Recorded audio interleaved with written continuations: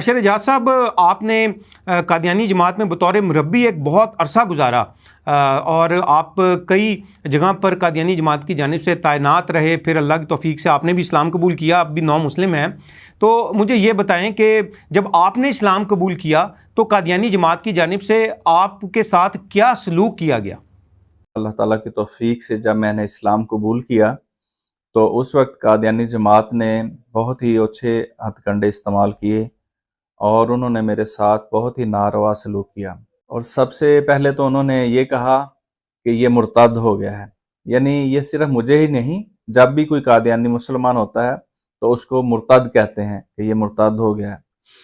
اور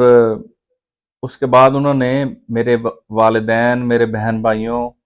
اور حتیٰ کہ میرے بیوی بچوں کو مجھ سے متنفر کرنا شروع کر دیا اور ان کی ذہن سازی کی کہ اس کے ساتھ ہر طرح کا تعلق ختم کر دو، اور اگر آپ ایسا نہیں کریں گے تو ہم آپ کو بھی آپ کے ساتھ بھی برا سلوک کریں گے۔ اور پھر یہاں تک کہ مجھے گھر سے نکال دیا گیا، اور میری بیوی کو انہوں نے پریشرائز کیا کہ تم اس سے خلا لے لو، اور میرے بچے انہوں نے مجھ سے چھین لیے، اور آج تک وہ بچے اسی کے پاس ہیں، اور میرے ہی بچوں کو میرے دشمن بنا دیا انہوں نے۔ لیکن اللہ تعالیٰ نے مجھے استقامت دی، اور میں یہی سوچا کرتا تھا کہ جب قرون اولیٰ میں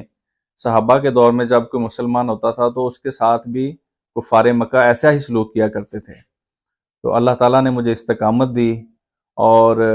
10 سال سے زیادہ عرصہ ہو چکا ہے کہ میں نے اسلام قبول کیا ہے۔